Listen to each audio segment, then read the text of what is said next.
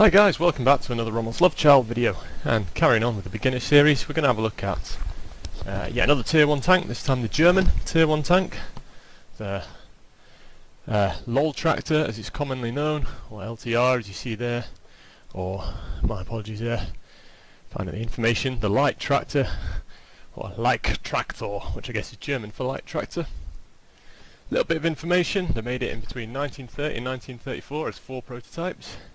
And obviously it's the start of the German tech tree, and you need to use this to unlock the rest of the German tech line, from the tank destroyers to the SPGs to the heavy tanks like the Tiger and things like that. So let's have a little look at it then. So it's fairly tank-like, I guess. Turret on the back, you've got your engine compartment in the front, and it's obviously got space for 3 crew, which by the looks of it must have been quite tight in there. The armour, 14mm thick, so just like most of the Tier 1s, you're not really going to rely on it to bounce much. You compare that, say, with the Renault, the NC31. Okay, it's got 16mm of armour but 22 on the turret. Leichtraktor's got 14 all over, so it's a little bit weaker. And what else? The guns, you've got 2 selections, just like all the Tier 1s. You've either got the 3.7cm KWK, which is like your standard tank gun, and then you also get the 2cm Breda. The I means it's Italian gun, which is an autoloader rapid fire gun. Obviously there are differences in the two. So the 3.7's got better penetration, and it's got better average damage per shot, much more accurate at 0.46 compared to 0.53, and a slightly faster aiming time. The other advantage of this gun over the Breda, as well as the increased damage per shot and penetration, is it doesn't have a limited range. You can snipe across the map with this one, whereas the Breda, 400 meter firing range, anything outside of that you're not going to hit or penetrate at all, and when you get towards that 400 meters again, the shells are going to have lost a lot of their penetrative value, so again you're not going to damage your opponents. So this is no good, this weapon, if you're going to snipe with it. However, if we look here, you'll notice it's got an average damage per minute, the stat that's in green, of 1288, which is significantly higher than the 939 damage with the KWK gun. So that's something to think about. If you're intending to sit and snipe, the KWK, the 3.7cm, is definitely the better gun. So we'll go down. We've talked a little bit about the guns.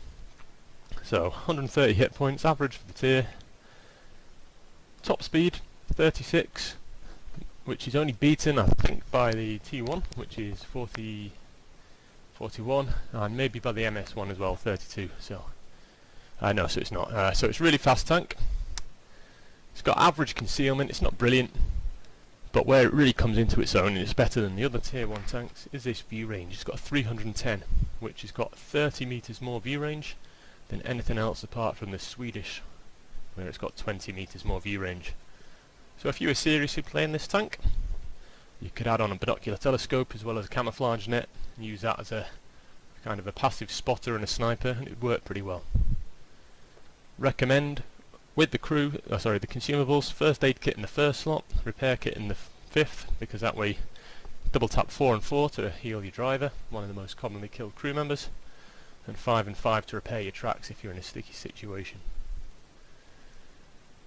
As for crew skills, if you're going to go down the light tank route or the medium tank route, I guess you could stick those on camouflage. That'd be useful, but it all depends which route you're going to go down.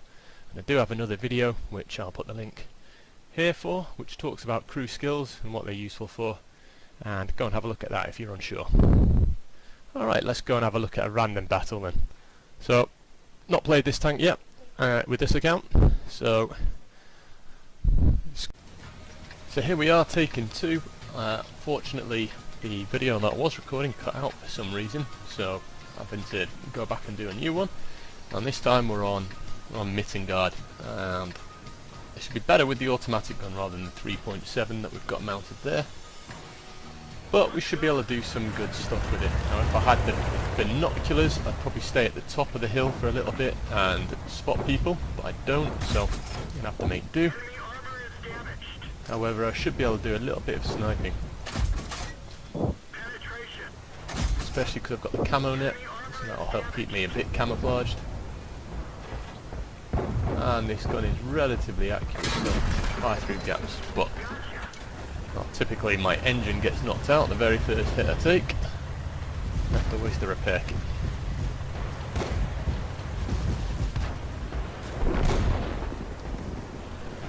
So it looks like we've got a lot of people going around the right, not too many on the left, and a little bit in the middle, so I'm going to try and come in the middle. So it's not a great map for using view range, obviously, because it's a very, very tiny map and you've got to get up close and personal, which is why a rapid fire gun would be better.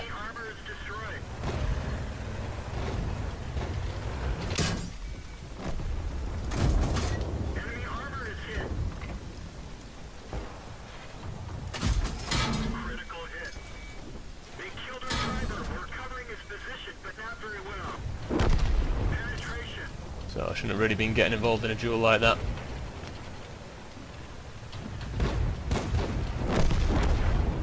Thankfully teammates come to the rescue, help a brother out.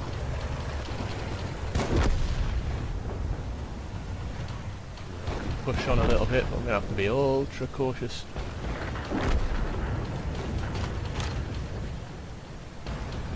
Because obviously my tank is very fragile at the moment.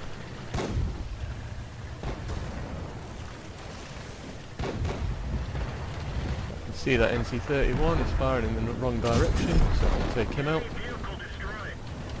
Get an extra kill for the team. Help flank these guys. That T1 should be in the bag. He is now. Oh. So there we go. That's using the main gun. As you can see, it's got some accuracy. Does a reasonable amount of damage, it's got a reasonable rate of fire, it's alright, you know, it's just average, which is how I describe this tank. So, I'm going to go back to the garage, I'll wait for this game to finish me as well. The guy's doing quite well up there actually, he's dug himself in well. But finally taken out.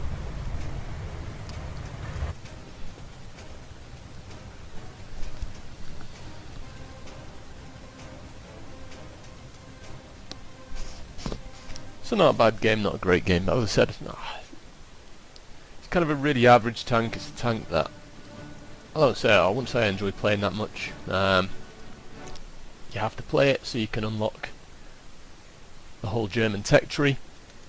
So from that point of view, you know, well, for me, I'm only going to be in this tank for 1 or 2 games. Not much point in selling that, so I'm going to use the automatic now, and we'll have a little look at that.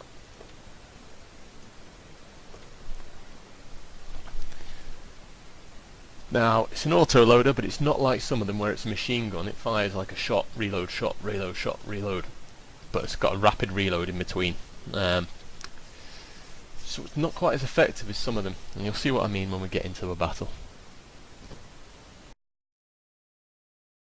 So here we go, back on Mittengard again, and it's obviously favourite map for this evening.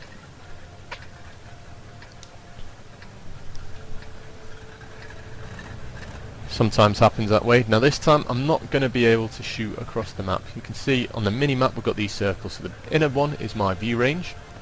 The outer one, red one, is my, or the inner red one, is my maximum gun range. So it can just about hit the other side, but from this kind of area it's really going to lose potency. That's the maximum view range, and finally that's the maximum draw range, so obviously it's a very small map.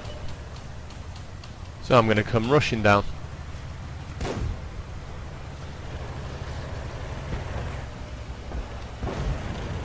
Trying to get up close where I can do some damage.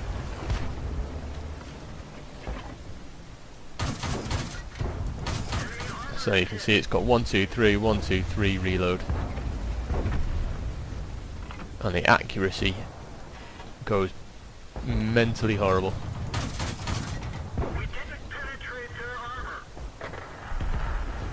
After each shot.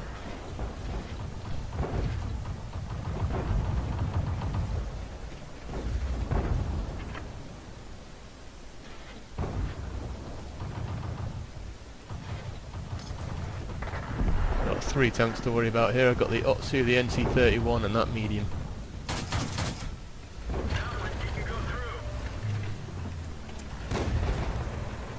And they're all staying well hidden, so not a lot I can do against them here. I'm not going to be able to pull out until that Otsu is dealt with.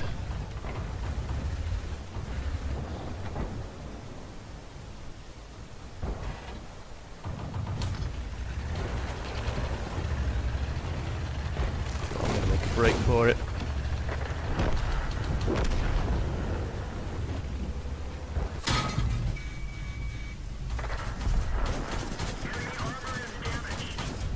Ooh, just taking out that M1 medium in time, despite the inaccuracy of this gun.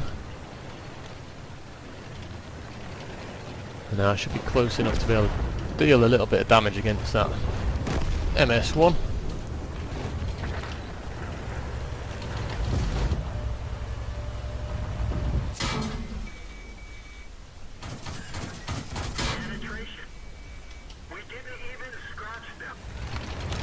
I'm heavily outnumbered here, so I'm just going to proxy spot them. The inner blue lines on my mini-map are what I can see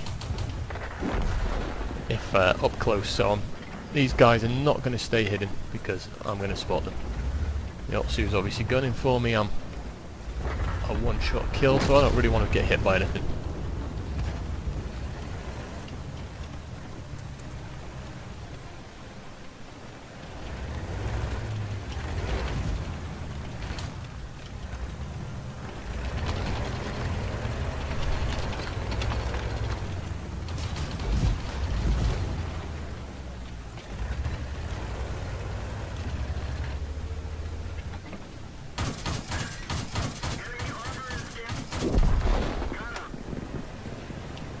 So not a good move by that guy, so that allows my teammates to push up around the side. Hopefully they'll take that opportunity.